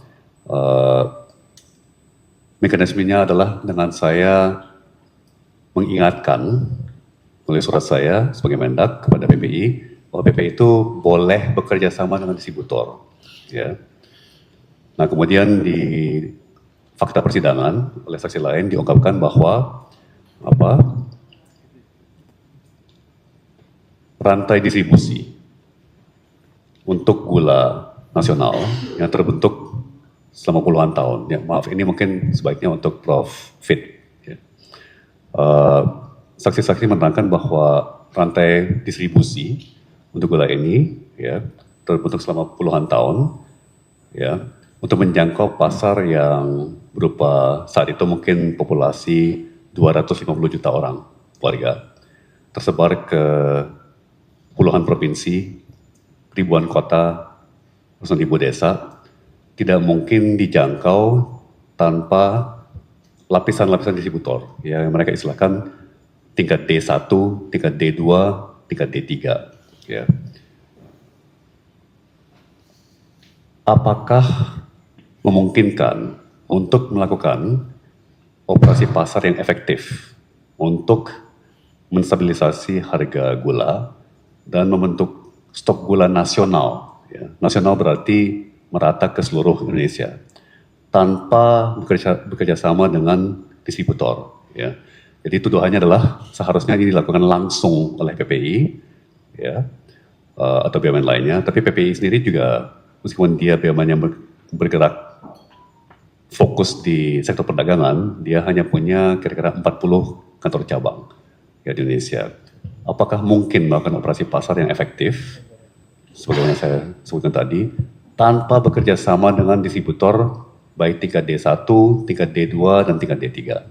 Prof. Fit. Mohon berkenan, terima kasih. Jawaban singkatnya tidak mungkin, Pak. Dengan informasi bahwa BUMN tadi itu tidak memiliki akses ke seluruh pelosok, jika dilakukan sendiri, maka untuk mencapai seluruh pelosok tersebut, biaya yang harus dikeluarkan itu akan jauh lebih besar. Dia harus membuat sistem logistiknya sendiri dan seterusnya. Nah, jadi justru dengan bekerja sama dengan distributor, ya, maka tujuan kebijakan untuk menyediakan gula tersedia di banyak tempat dengan harga yang terjangkau, itu bisa dilakukan dengan biaya yang efisien. Kenapa? Karena BUMN tidak harus membuat satu unit baru, tidak harus mengeluarkan sesuatu yang baru ya. Mereka rely on, bergantung kepada distributor yang sudah memiliki network di daerah. Jadi secara singkat memang tidak akan bisa, dan jika dipaksakan cost untuk melakukan kewajiban itu akan jauh lebih tinggi dibandingkan dengan melakukan kerjasama dengan distributor.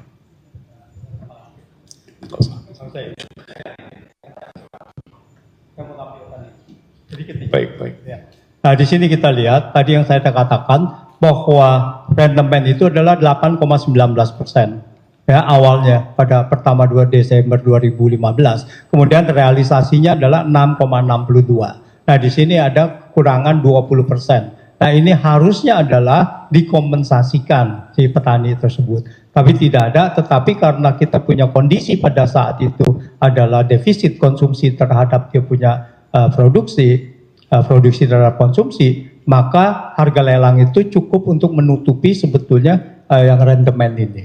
Jadi di sini lah. Terima kasih. Terima kasih Pak Tri. Kemudian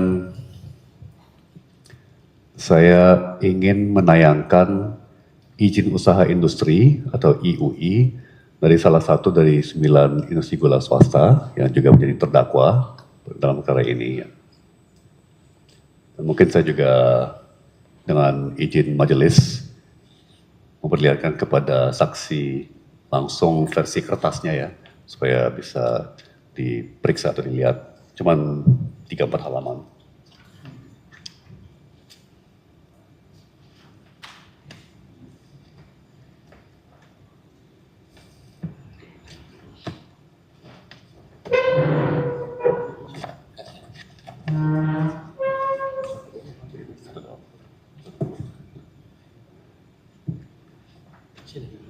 Sini. Ke siapa? Ke semuanya? Oh, ke Ibu Hala, Prof. Hala.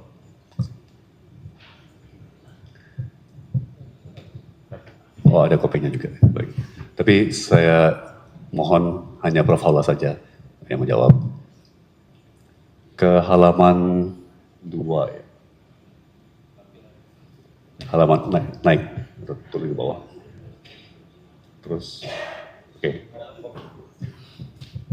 Naik lagi sedikit.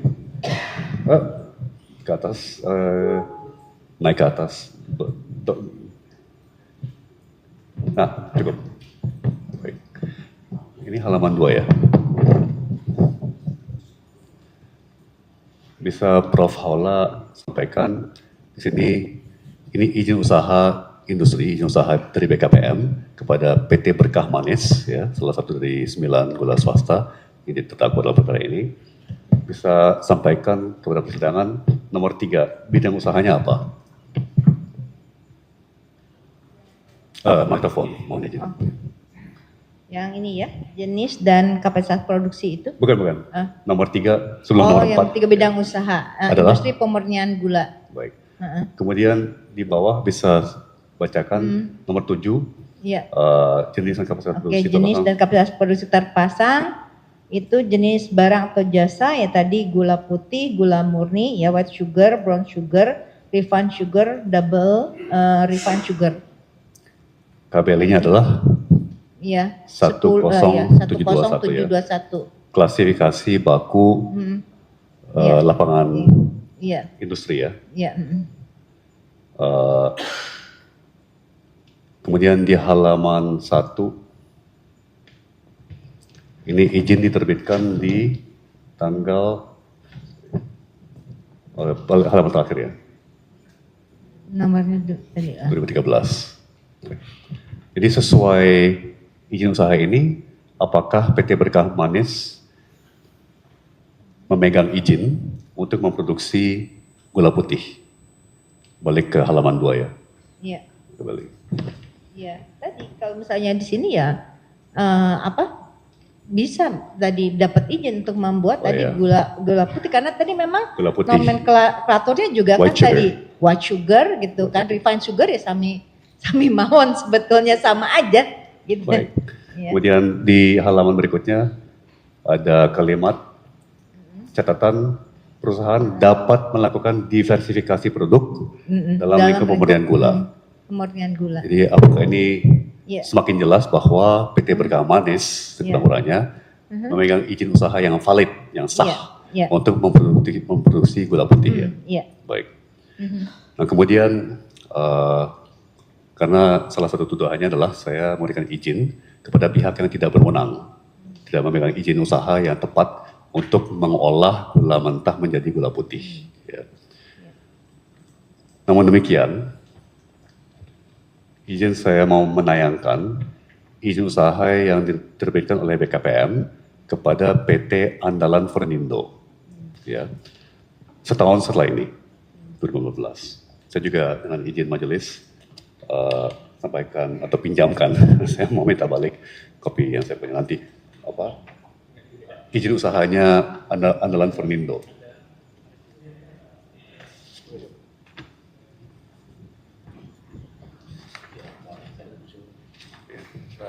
Sudah.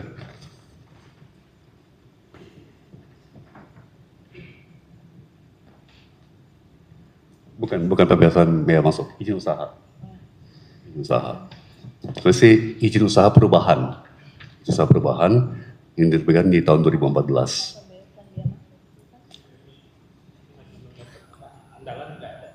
Ini. Ini pembebasan dia tidak lagi.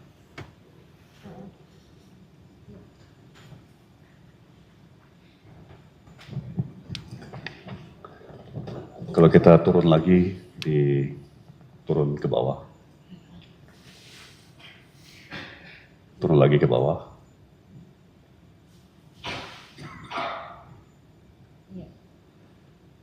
Ini data perubahannya, karena sebenarnya sih Andalan Fernindo sudah didirikan beberapa tahun sebelumnya, ya. Kemudian ini ada perubahan buku klasifikasi KBLI, maka BKPM menerbitkan izin perubahan, ya, hanya mengubah KBLI-nya saja dari menjadi industri 10721. ya, gula pasir. Ya. Menjadi industri gula pasir. Ya. Menurut pengertian Prof. Haula, atau maaf mungkin khusus ini ke Pak Antoni. Menurut pengertian Pak Antoni, gula pasir ini mencakup apa saja? Ada mikrofonnya di. Ya, kalau kita lihat refined sugar, ini definisinya adalah sebetulnya setara dengan gula kristal putih. Kalau kita bilang double refined sugar, itu yang harus dimurnikan kembali. Dimurnikan lagi, di sini adalah untuk memperkecil dia punya aikumsa, dia punya itu. Yeah. Dan di sini adalah sejenis, jadi gula kristal rafinasi gitu. Dan di situ juga ada gula kristal rafinasi. Jadi kalau kita lihat definisi ini sangat wide, ya, sangat lebar sekali gitu. Jadi bahwa dia bisa untuk produksi, kalau saya lihat di sini adalah dari aikumsa yang 45 ke bawah sampai dengan yang 200. Terima kasih. Dan KBLI-nya bisa kita pastikan sama kan Prof. Haula? Ya, 10721. 10721 antara Berkah Manis tadi dengan Andalan Fernindo. Untuk Berkah Manis, sistemnya adalah termasuk white sugar, brown sugar, double refined dan sebagainya kan. Jadi salahnya siapa bahwa ini usaha yang sama, KBLI yang sama, deskripsinya berbeda menurut Prof. Haula ya, dalam halaman administrasi dan tata negara ya. Yang pertama yang saya ingin sampaikan adalah bahwa karena ketidakpahaman tentang gula, makanya kenapa lihat di perubahan dia tulis langsung saja industri gula pasir. Karena tadi banyak yang salah persepsi seolah-olah yang namanya refined sugar itu tadi nggak bisa dimakan gitu kan, nggak bisa dikonsumsi oleh konsumen langsung gitu. Jadi hanya untuk makanan, minuman dan seterusnya. Padahal itu hal yang tadi yang sama saja gitu. Nah kemudian tadi kalau tadi ya ini KBLI-nya kan sebenarnya sama aja gitu ya. Nah tetapi terus kemudian apa namanya ketika tadi ada perubahan gitu, saya malah kemudian menjadi bertanya-tanya juga gitu ya, apakah memang tadi KLB ini gitu ya, KBLI ini apa namanya ada standarisasinya atau seperti apa gitu kan ya. Nah, tetapi tentu saja di sini ketika memang ini ada apa izin gitu ya, tentu saja kan memang akhirnya adalah ya tadi KBLI-nya memang yang tadi yang menentukan di sini dari atas nama Menteri Perindustrian kalau di sini ya. Jadi Menteri Perindustrian itu sendiri yang tadi yang menentukan KBLI-nya, tapi kemudian tadi ketika mendefinisikannya pada akhirnya memang ini menjadi sangat beragam gitu. Tetapi semua ujung-ujungnya sama gula. Gula pada intinya adalah gula. Nah, makanya di sini tadi kayaknya mungkin kenapa jadi industri gula pasir ya karena mungkin menghindari yang itu tadi persepsi gitu. Tadi saya bilang ini sama aja nih sebenarnya ini gula gitu. Cuman yang tadi kalau mau di lebih kecil-kecil tuh double refine itu kan kalau misalnya kita mau minum teh atau kopi tuh suka dikasih yang lebih halus begitu. Itu udah double refine gitu kan seperti itu. Itu gitu. Baik, terima kasih. Berikutnya saya ingin menayangkan kopi daripada keputusan Menteri Keuangan RI tentang pembebasan bea masuk atas impor barang dan bahan untuk pembangunan PT Andalan Formindo dalam rangka penanaman modal asing. Ya. Ini 1, 2, 3, 4, 5 halaman untuk Prof Haula saja. Ya. Mohon dilihat apakah di dalam Capmenq ini ada pembatasan bahwa ada tujuan-tujuan tertentu di mana pemanfaatan fasilitas pembebasan bea masuk ini dilarang diaplikasikan ya, dilarang penerima manfaat memanfaatkan saldo pembebasan bea masuk kalau misalnya bahan baku itu diimpor dengan tujuan penugasan. Atau ada pembatasan lainnya bahwa pembebasan bea masuk ini hanya berlaku untuk produksi tujuan tertentu? Tidak ada. Ini clear sekali ya kalau dilihat dari daftar induk barang dan bahan. Jadi memang pembebasan bea masuk itu akan disebutkan HS code yang mana. Jadi fokusnya adalah HS code-nya. Gitu seperti itu ya. Kalau kalian di sini kan tadi 170 114 itu jelas di situ ada apa namanya negaranya tuh dari mana aja disebutin nih. Berarti terbatas. Nah, jadi restriksinya adalah negara yang tempat tadi origin barangnya itu harus dari Australia, Brazil, Fiji, Guatemala, India, South Africa dan Thailand. Berarti di luar dari yang ini itu nggak bisa dapat pembebasan seperti itu, ya. Kemudian tadi ada spesifikasi teknisnya dan kemudian jumlahnya itu maksimumnya berapa. Ini yang diatur di dalam tadi fasilitas pembebasan bea masuk. Terima kasih. Dan sejauh ini juga penuntut belum menghadirkan bukti seperti peraturan kepala BKPM yang menjadi dasar pemberian insentif investasi ini ya, yang memperlihatkan bahwa memang ada larangan-larangan tertentu atau pembatasan tertentu bahwa dalam rangka penugasan sarana ini tidak boleh dimanfaatkan ya. Ya semoga nanti mungkin Kamis kita akan menghadirkan. Saya bisa menambahkan sedikit gini Pak Baik. Tolong. Jadi kenapa pemerintah memberikan fasilitas pembebasan bea masuk? Saya ini menduga ini pasti ini membangun pabrik baru. Maka negara memang harus hadir ya, ada teori tentang infant industry. Ya, ini sebetulnya adalah keleluasaan cash flow gitu kan ya yang diberikan oleh negara supaya tadi ini yang bayi ini, yang pabrik yang baru ini ya bisa tadi kalau katakanlah ini baru lahir, kemudian dia harus lari balapan dengan yang sudah juara gitu ya, apalagi yang sudah besar. Nah, ini bagian dari tadi kebijakan dari infant industry seperti itu.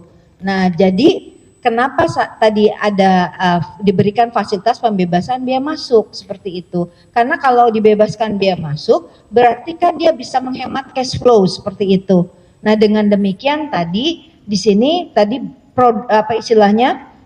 bisa lebih efisien ya di dalam berproduksi sehingga tadi daya saingnya itu bisa segera cepat ya, segera bisa belum tentu setara tapi paling enggak ya bisa tidak terlalu jauh ketinggalannya dibanding yang sudah mapan. Apalagi kalau ini pasti diberikan karena tahu tadi gula ini kita selalu kekurangan.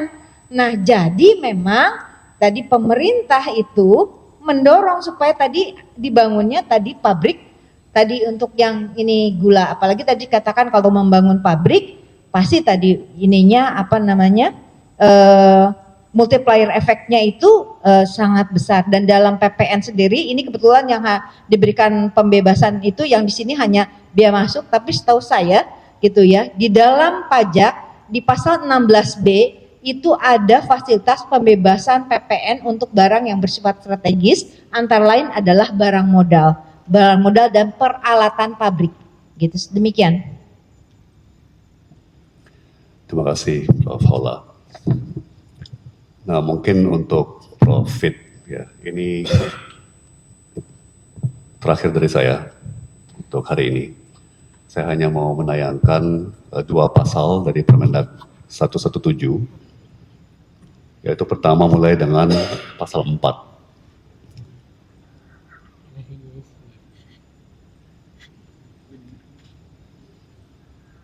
Atau maaf, ini mungkin lebih baik untuk Prof. Antoni karena keahliannya memang di sektor gula kan. Jadi di sini kita tayangkan pasal 4 Permendag 117 tahun 2018. Pertanyaan saya adalah, apakah pasal ini mengatakan bahwa impor gula kristal putih hanya dapat dilakukan dalam rangka mengendalikan ketersediaan dan kestabilan harga gula kristal putih, atau pasal ini mengatakan dalam rangka mengendalikan ketersediaan dan kestabilan harga gula kristal putih yang boleh diimpor hanya gula putih? Yang mana yang dikatakan oleh pasal ini? Iya, sekali lagi bahwa pasal 4 ini adalah sebetulnya pembatasan impor gula kristal putih, bukan kewajiban.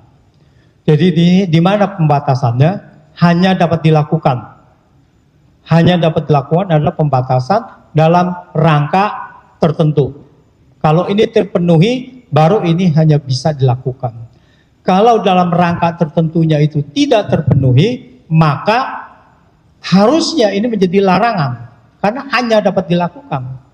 Jadi kalau kondisi ini tidak terpenuhi, bahwa kestabilan harga gula kristal putih, bahwa harga kristal putih sedang stabil, maka ini tidak boleh dilakukan. Artinya apa?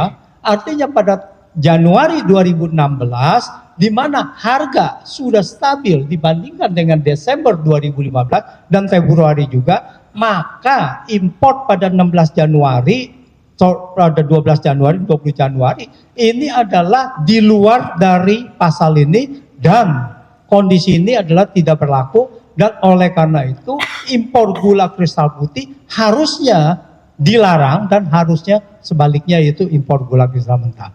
Terima kasih. Terima kasih. Mohon pakai mikrofon.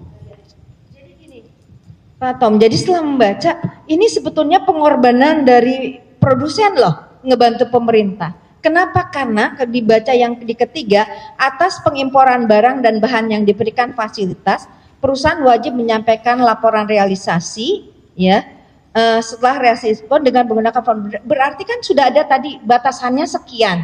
Nah, ketika membantu pemerintah yang bukan yang apa tadi ya, bukan langsung dia itu jual, berarti kan itu mengurangi jatah fasilitas yang diberikan. Jadi sebetulnya mereka tuh membantu, ya syukur-syukur mereka mau ngebantu gitu ya, seperti itu. Itu saya kira Baik. satu hal saya menemukan Baik. jadi oh Baik. ini data baru nih seperti itu. Mungkin apa ya, mereka membantu tapi kan mereka juga menghasilkan keuntungan usaha, meskipun satu dari 9 tersebut menghasilkan kerugian cukup besar, hampir 80 miliar. Ya, atas 100 ribu ton, 110 ribu ton yang mereka impor ya. Jadi ada yang untung, ada yang rugi dalam upayanya untuk membantu pemerintah ya, dalam upaya menstabilkan harga dan membentuk stok gula nasional. Terakhir dari saya mau tayangkan pasal 9 ya, daripada Permendag 117.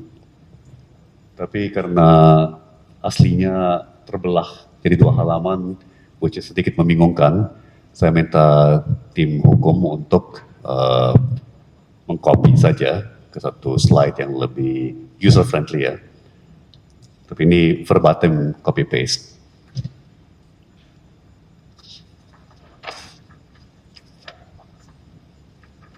Ini kata-kata yang persis sama seperti di dokumen aslinya. Jadi pasal 9 ini kan mengatakan pertama bahwa gula kristal mentah, raw sugar, dan gula kristal rafinasi atau refined sugar yang diimpor oleh perusahaan pemilik APP hanya dapat digunakan sebagai bahan baku untuk proses produksi dari industri yang dimiliki oleh perusahaan pemilik APP tersebut dan dilarang untuk diperdagangkan dan atau dipindahtangankan kepada pihak lain. Menurut Prof. Antoni, larangan untuk memperdagangkan atau memindahtangankan kepada pihak lain ini berlaku untuk apa sesuai pasal ini? Jadi apa yang tidak boleh dipindahtangankan atau diperjualbelikan, diperdagangkan oleh pemilik APP ini? Ya, terima kasih. Di sini jelas bahwa di sini bunyinya adalah memang untuk kepentingan industri makanan dan minuman. Tidak boleh diperdagangkan atau dipindah tangankan untuk menjadi umumnya di sini yaitu gula menjadi konsumsi. Itu kalau dia dalam kondisi normal, nomenklatur atau apapun itu, ini yang pembatasan itu untuk di situ. Tidak boleh diperdagangkan. Tidak boleh dipindah tangankan, diperdagangkan atau Apa yang tidak boleh dipindah tangankan atau diperdagangkan? refined sugarnya. Refined sugarnya kan? Iya, refined sugarnya. Jadi, dan apakah hanya refined sugarnya? Ya, jadi gula kristal mentah itu kan asumsinya bahwa gula kristal mentah ini akan input menjadi gula kristal rafinasi. Ya, di sini. Well, tapi letterleh ya. Iya. Literally, pasal ini mengatakan apa yang tidak boleh dipindah tangankan atau diperdagangkan oleh pemilik APP. Iya, Raw sugarnya raw sugar dan refined dan sugarnya ya. refined sugar. Itu dulu. Iya, iya, Aja itu. ya. Jadi Iya. itu yang tidak boleh dipindah tangankan Iya. atau diperdagangkan oleh si pemilik APP kan. Yes. Dia hanya boleh menggunakan raw sugar yang dia import maupun kalaupun dia import refined, Iya. dia hanya boleh pakai itu dalam pabriknya sendiri kan. Iya. Iya. Itu ya. Jadi jelas bahwa di sini adalah gula kristal mentah tidak boleh diperdagangkan, refined sugar tidak boleh diperdagangkan. Nah, Ya. kemudian di ayat berikutnya, gula kristal rafinasi hasil industri yang dimiliki oleh perusahaan pemilik APP yang sumber bahan bakunya berupa gula mentah atau raw sugar import hanya dapat diperdagangkan atau distribusikan kepada industri dan dilarang untuk diperdagangkan ke pasar di dalam negeri. Apa yang dilarang untuk diperdagangkan atau didistribusikan kepada industri? Apa yang dilarang untuk diperdagangkan ke pasar dalam negeri dalam pasal ini? Literally, letterleh. Ya. Ya, gula kristal rafinasi. Jelas di situ. Jelas ya. Ya, gula kristal rafinasi yang Baik. tidak boleh diperdagangkan itu. Jadi di pasal 9 ini, di mana adanya larangan bahwa hasil industri berupa gula putih dilarang untuk diperdagangkan atau diperdagangan oleh pemilik APP. Ya, jadi kalau kita lihat bicara gula kristal putih yang ditugaskan, dalam tanda kutip ditugaskan kepada mereka sebetulnya tidak diperdagangkan. Ah, Mereka tapi- sebetulnya tidak memperdagangkan dalam arti mereka itu memenuhi pesanan Siap. dari PT PPI. Ya, dia dipesan untuk diambil oleh PT PPI, Tapi tapi saya- bukan gula rafinasinya. Jadi yang dilarang untuk diperdagangkan oleh pemilik APP sesuai pasal 9, Ya, ini kan adalah Rafinasi. gula mentah. ya, Gula mentah yang mereka impor. gula mentah Mereka dan nggak boleh gula jual rafinasi. Ya, kepada siapapun dalam negeri. ya, Kedua, gula rafinasi. ya, Ya, Ya. apakah itu gula rafinasi yang mereka impor atau gula rafinasi yang mereka Ya. produksi, Ya. ya kan? ya, Literally, letterleh ya, by the letter of the law, menurut kata-kata dan kalimat di sini, di mana ada larangan di pasal 9, Peraturan 117, yang melarang industri gula, pemilik APP, untuk memperjualbelikan, memperdagangkan, mendistribusikan gula putih di sini yang tidak diatur sama dihasilkan oleh sekali. mereka. Ya, di sini tidak diatur sama sekali mengenai Tidak gula diatur kristal sama sekali putih. kan? Baik. Iya, di sini diatur adalah gula kristal mentah dan gula kristal Baik. rafinasi. Itu jelas. Baik. Gula kristal putih tidak diatur, artinya bebas pokoknya. Cukup. Cukup yang mulia, terima kasih. Baik, ahli, Bapak, Ibu semuanya, terima kasih atas segala pengetahuan, pendapat, juga keahliannya. Semoga bisa lebih membuat terang perkara ini. Terima kasih, boleh meninggalkan ruang persidangan. Silakan.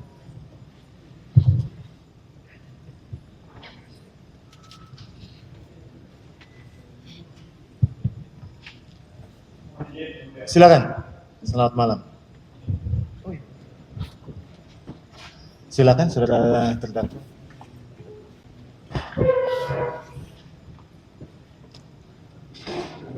Terima kasih.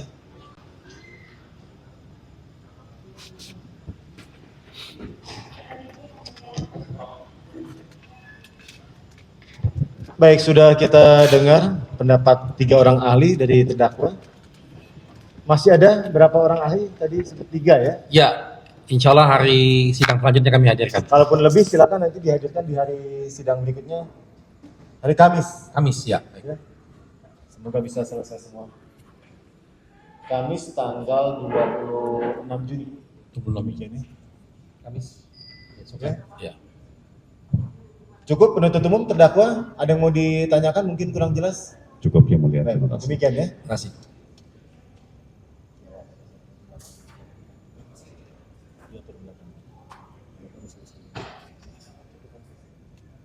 Baik, demikian untuk sidang berikutnya kita tunda dijadwalkan kembali di hari Kamis tanggal 26 Juni 2025 ya. Kesempatan penasihat hukum untuk mengajukan atau menghadirkan ahli yang meringankan dari terdakwa. Izin yang mulia, Ya. boleh dikonfirmasi jamnya karena kami terinfo dari jaksa katanya dari swasta duluan mau sidang. Itulah ya, persidangan kita kan tidak cuma ini ya, maksudnya majelis. Penuntut umum bagaimana? Karena kami kan mau menghadirkan ahli karena mereka juga punya kegiatan agar bisa kami pastikan kalau Yang mau hadir duluan dimulai persidangannya atau seperti apa? Izin yang mulia, Kalau kami tidak bisa langsung janji menentukan jam sekian, nanti meleset dari sini kan? kami jam 9 siap yang mulia. kami siap perintah yang mulia saja, mau mana dulu yang mulai. Kami Kami jam 8, jam 7 swasta sudah infonya ada 2 saksi. Yang Gimana? klaster swasta ada 2 orang saksi. Klaster swasta 2 orang saksi, mungkin di waktu kita rehat bisa lah selesai ya. Antara jam 12 lah sampai jam 1. Pas banget kita sidang ini rehat. Demikian ya.